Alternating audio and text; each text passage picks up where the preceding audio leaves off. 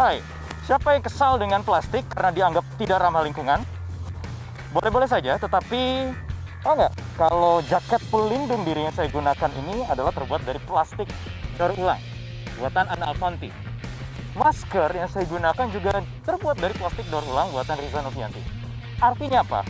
Jika plastik ini dimanfaatkan dengan benar, diolah dan didaur ulang dengan benar, itu juga bisa jadi sesuatu yang bermanfaat dan tidak merusak lingkungan pada akhirnya.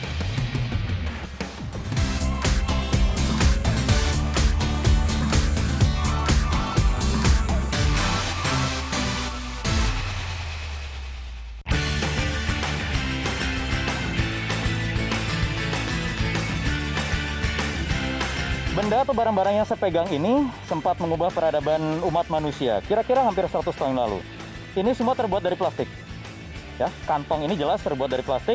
Ini dakron yang biasanya kita gunakan untuk mengisi bantal atau boneka yang ternyata ini dianggap merusak lingkungan karena tidak mudah diurai. Dan tahukah Anda, Indonesia adalah penyumbang sampah plastik terbesar kedua di dunia. Truk yang ada di sebelah saya ini berisi 8 ton sampah plastik. Di Indonesia, setiap harinya ada 175.000 ton sampah plastik atau kira-kira setara 22.000 unit truk ini. Bayangkan, sebegitu banyaknya ya. Kalau setahun, artinya itu kurang lebih 64 juta ton sampah plastik atau boleh dihitung silakan, kira-kira setara 5 juta menara sampah plastik seperti ini. Data yang fantastis tadi sebenarnya memiliki nilai jual yang besar juga potensinya jika dimanfaatkan dengan baik, yaitu memegang 3 prinsip, 3R maksud saya, yaitu recycle, reuse, dan reduce. Seperti bantal ini misalnya, bantal ini ternyata dibuat dari 14 botol plastik bekas. Atau kantong plastik ini. Kantong plastik ini juga dibuat dari 6 botol plastik bekas. Dan semuanya ini diperoleh dari para pengepul atau pemulung sampah plastik bekas. Di Indonesia ada sekitar 5 juta pemulung sampah plastik yang kemudian mereka menyetorkan itu semua ke sekitar 1 juta pengepul yang kemudian diolah lagi oleh unit usaha pengelolaan sampah plastik bekas.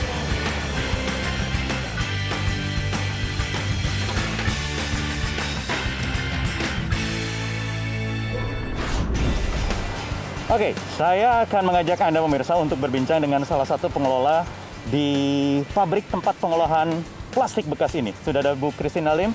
Bu Christine, apa kabar? Selamat datang Mas Bayu. Terima kasih Bu Christine. Pertanyaan saya yang paling mendasar adalah selama ini ya Bu ya, kenapa harus diolah sampah-sampah plastik ini? Sampah plastik ini kalau tidak diolah, mau ditaruh mana coba? Kalau sampai dibuang-buang ke laut, masuk ke selokan, itu akan jadi bencana yang besar bagi... Digunakan berulang-ulang juga tidak bisa ya? Memang kemasan sekali pakai itu, setelah kita pakai, harusnya di-recycle, didaur ulang. Baik, ini sudah ada jutaan tumpukan plastik bekas, botol-botol rata-rata Ibu ya? Di sini proses PET botol. PET botol, prosesnya dari A sampai Z seperti apa? Jadi gampangnya aja, botol ini dikolek oleh pemulung, terus dibawa ke pabrik-pabrik seperti ini. Di pabrik-pabrik ini, kita akan mendaur ulangnya menjadi barang-barang jenis lain. Dan contohnya misalnya kalau di pabrik ini, kita akan mengolahnya menjadi polyester staple fiber, dakron, yang dibuat isi bantal, isi boneka. Selain dakron itu, ternyata ya. Dakron, Mas. Saya kira akan menjadi produk plastik yang lain lagi atau bahkan sama. Sebenarnya bisa juga untuk dibikin menjadi botol lagi, dan itu nanti akan jadi proyek kita di tahun depan.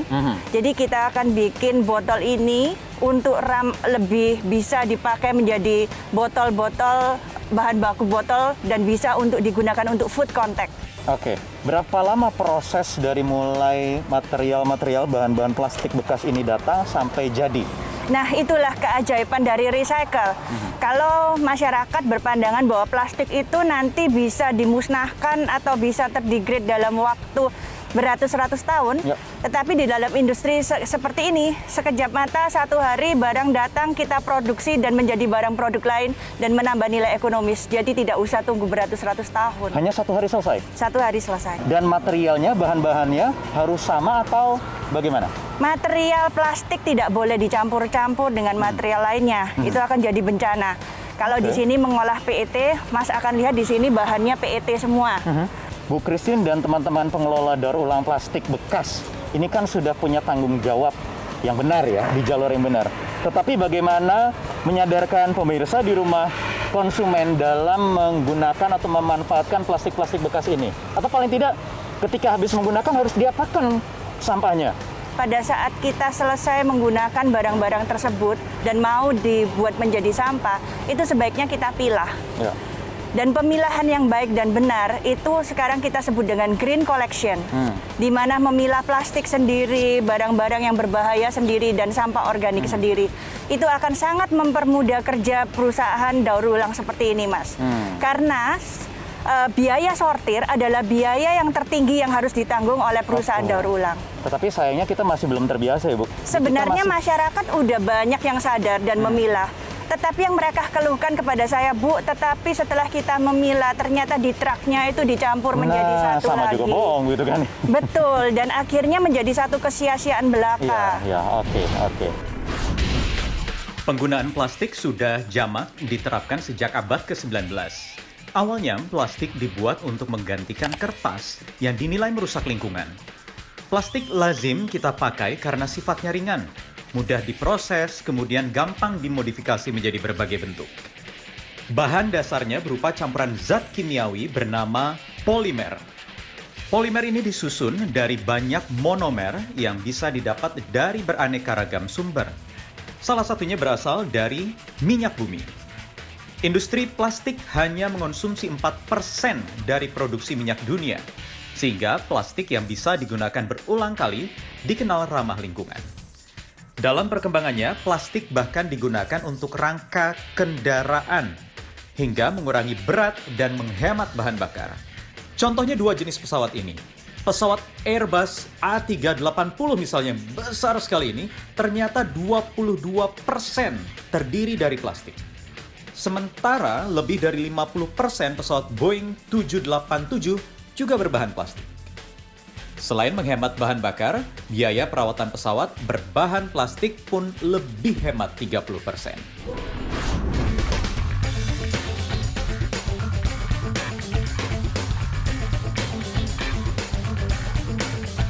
Saya di suatu coffee shop yang sudah menggunakan cangkir atau cup berbahan organik. Saya pesan dulu. Halo Mas, saya mau pesan ice caramel latte satu.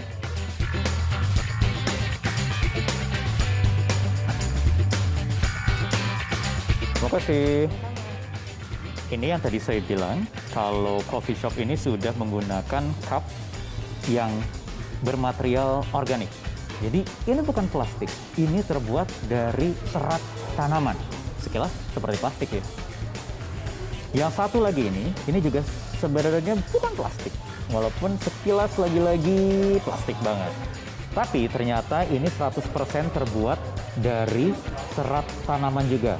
Ya, dari tanaman, lebih spesifik lagi adalah ini dari serat jagung. Kalau Anda masih ingin menggunakan plastik, pastikan ada tulisan seperti ini. BPA free. Nah, sekarang yang paling penting adalah kita mengetahui tips-tips bagaimana memilah dan memilih plastik yang bisa dimanfaatkan berulang kali atau hanya sekali pakai. Ada teman saya, Pak Fajar Budiono, ini ahlinya plastik nih. Pak Fajar, apa kabar, Pak? Iya, kabar baik. Kabar baik. Ini biasanya kalau pakar plastik semuanya yang melekat di badan materialnya dari plastik ya, Pak? Ya, bener nggak? Ya, baju saya ini sengaja saya pakai t-shirt, polo t-shirt ini adalah dibikin dari 10 botol air mineral dari plastik. Ini daur ulang, jadi botol itu dicacah, dipotong-potong, dilelehkan, kemudian jadi serat, jadi benang, dipintal, terus jadi kaos. Sebenarnya bagaimana tips mengetahui dengan mudah material plastik yang ramah, aman digunakan untuk keperluan sehari-hari? Pada prinsipnya semua plastik itu adalah ramah lingkungan. Karena apa? Dari segi pembuatannya adalah dia paling sedikit energi yang digunakan. Sebenarnya plastik ini diciptakan bukan untuk dibuang, tapi untuk didaur ulang. Nah, kalau plastik ini nanti bisa didaur ulang terus, pokoknya jangan sampai buang sampah sembarangan, buang sampah pada tempatnya saja. Nanti plastik ini akan circular ekonominya akan jalan. Sehingga yang salah itu adalah manakala kita memanage pengelolaan sampahnya, itu yang jadi problem sebenarnya. Itu semua bagaimana caranya mengetahui kalau memang botol-botol atau kantong plastik yang kita gunakan itu bisa berulang kali dipakai, Pak? Atau jangan-jangan cuma sekali pakai? Jadi kalau kita lihat kalau kita punya kemasan itu di bawahnya sini nih, ini ada simbol segitiga. Yeah. Ada segitiga 1 sampai 7. Itu ada artinya ada yang plastik tidak tahan panas, ada yang tidak tahan dingin gitu. Nah, kalau tumbler yang sekarang sedang ngetren orang beli dan memang itu untuk kepentingan minum harian untuk air putih misalnya, itu memang sudah aman ya? Asalkan memang materialnya jangan yang tadi itu, ada yang tahan panas, ada yang tidak, harus tahu juga. Jadi kalau untuk tumbler yang bisa pakai berulang itu yang segitiga nomor 5. Segitiga nomor 5. Nomor 5, itu polipropilin, itu bisa untuk dipanaskan, bisa untuk di microwave. Oh, Cuman dia tidak tahan dingin. Kalau dia di -5, dia akan gampang pecah. Terakhir Pak Fajar, apa lagi tips untuk pemirsa di rumah? Jangan buang sampah sembarangan, buang sampah di tempatnya aja. Oke. Baik, terima kasih Pak Fajar Budiono atas waktunya di 50 Minutes Metro TV. Sampai jumpa Pak. Bahan plastik juga digunakan dalam bidang seni. Ada perupa bernama Eko Nugroho yang menggelar pameran berjudul Plastikologi. Indah kan? Itu konsep daripada yang saya terapkan untuk mengeksplorasi sampah plastik ini. 3 tahun sebelumnya, Eko juga membuat instalasi Bouquet of Love di Bali. Karya ini dibuat dari 300 kg sampah plastik.